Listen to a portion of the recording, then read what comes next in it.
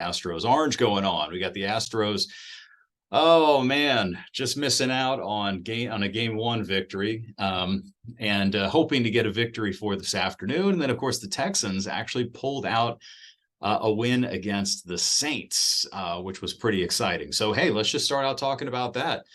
The Saints, my favorite player, Jameis Winston, didn't get to make it into the game. Carr didn't play that great. The Saints were supposed to have one of the best defenses in the league, but Texans and CJ Stroud, made them look pretty pedestrian. So although CJ did throw his first interception of the year, he's had a pretty amazing start. I mean, I think we picked the right guy, don't you think? In fact, remember last year, we were going to be in line to get the overall first pick, right? And then Lovie Smith, everybody kind of got upset with him because we beat the Bears at the end of the year. I think it was the Bears. We beat the Bears, and then we ended up having the second worst record in the league. And so we got the second pick in the draft, right? And so we didn't get the first pick in the draft.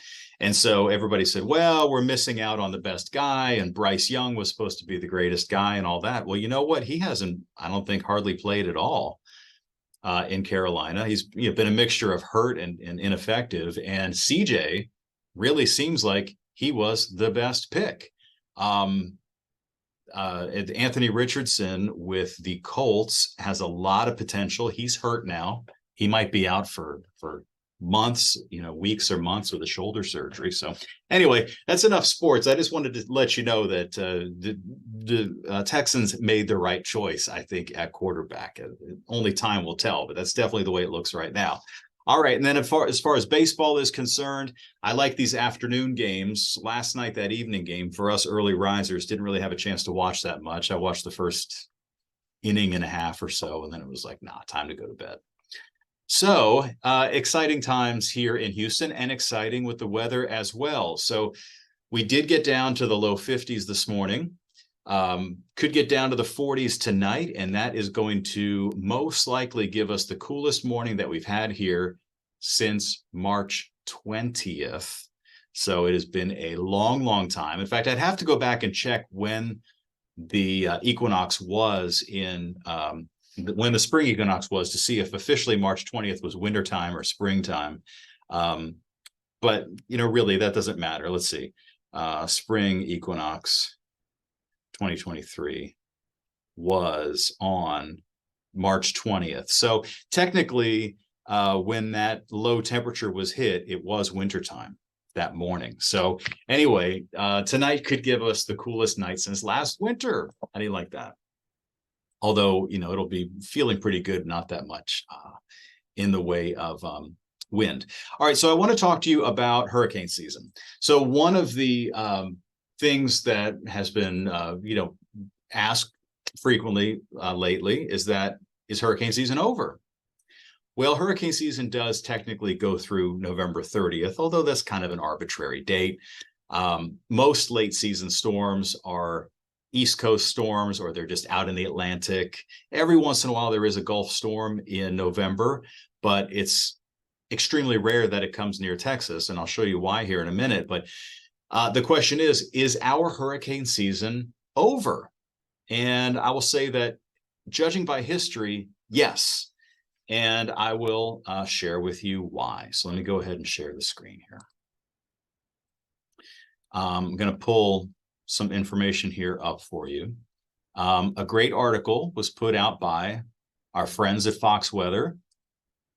And the question was, what's the latest storm, the latest in the year, hurricane to ever hit the Texas coastline?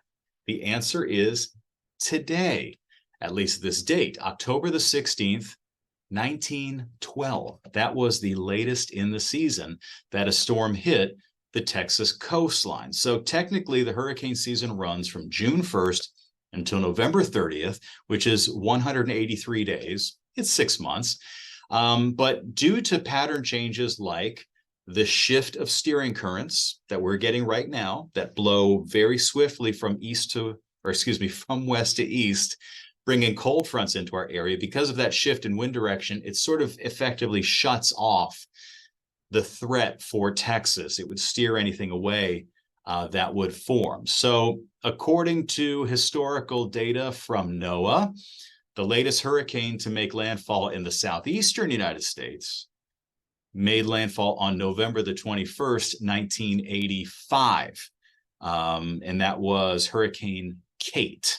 But like I said, that's very, very slim. And according to their research, November is 5th out of 6 months for seeing the least amount of tropical cyclones developing. But it's important to remember that the number of tropical cyclones doesn't mean that they all made landfall. So we've actually had a lot of pretty destructive landfalling tropical systems in June, with the most memorable for us being Tropical Storm Allison, which made landfall on June 5th of 2001.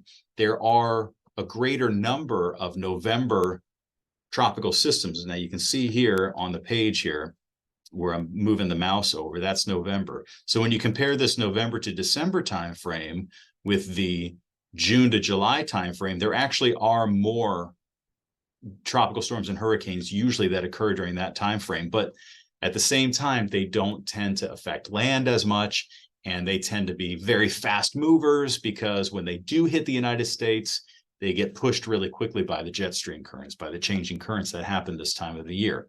So that limits our risk, really, as we head farther and farther into the season. Some states, like Texas, the likelihood of being directly impacted occurs much earlier in the season. So Texas, for example, you can shut off hurricane season mid-October. That's not the case for Florida, because if a storm forms in the Gulf of Mexico, it can still get pushed over to Florida. The Carolinas can still get a glancing blow from hurricanes this time of the year. So this is a list of the, you know what, this Pilates workout thing is like totally distracting me. I'm going to kill that. Here's a look at the latest hurricane strikes to hit each of the states that have been hit by hurricanes in this late in the season. So in Texas, as I mentioned, the latest hurricane strike was October the 16th, 1912. So obviously a long, long time ago. Louisiana was hit by Hurricane Juan on October 29th of 1985. So that one, again, October. So Louisiana hasn't taken a hurricane strike in November. Mississippi, the latest that they've ever been struck, September 28th by Hurricane George. It's not George, it's George.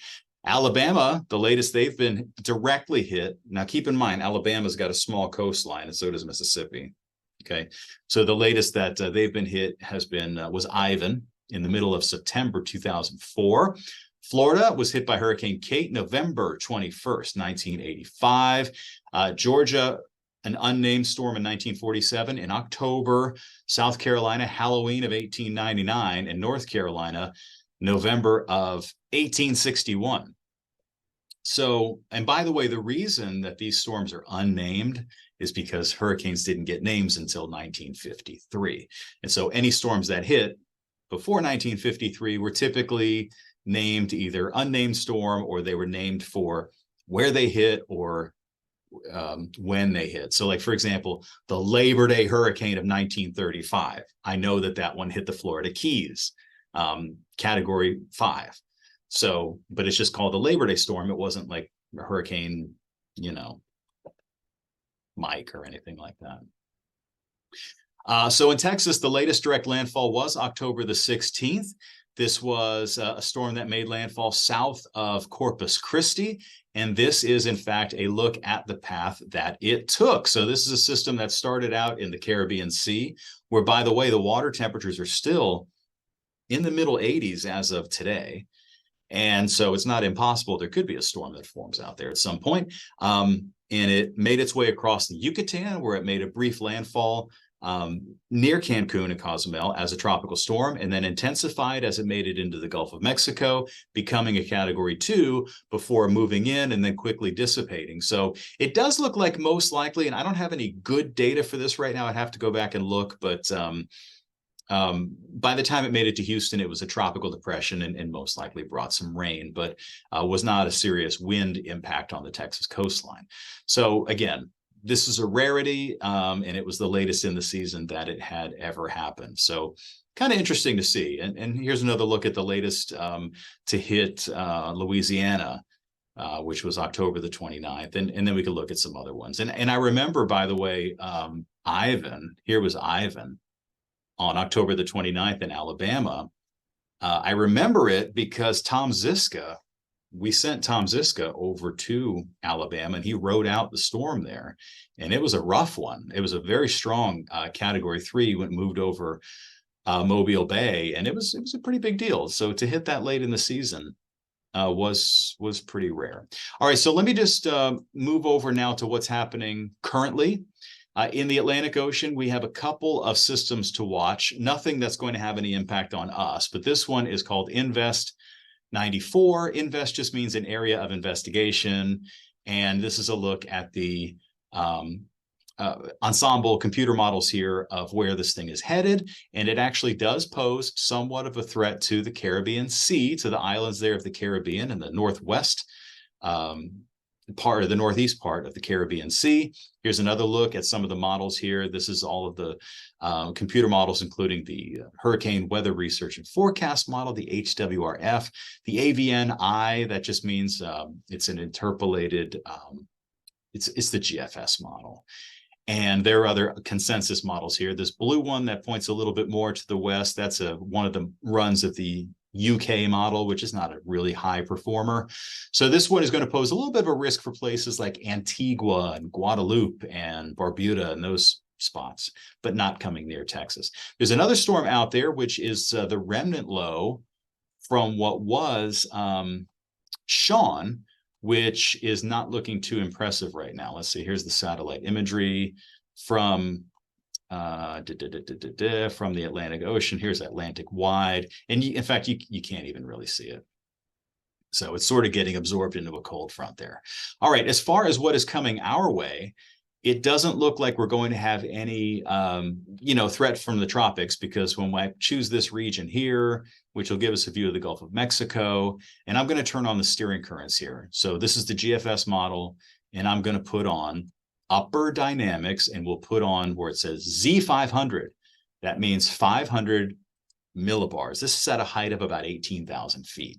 And so what I want you to notice here is exactly the high winds. So each one of these kind of flags that you're looking at right now indicate wind speed, and where you see the pennant, which looks like a little triangle, that means that those wind speeds are at 50 knots. And these other places, the wind speed is blowing like 30, 40 knots and just zipping across the area from west to east. So that's what's happening today. And even as we look ahead at time, you're going to notice that those winds keep moving in across the Gulf of Mexico and just sort of would sweep anything away.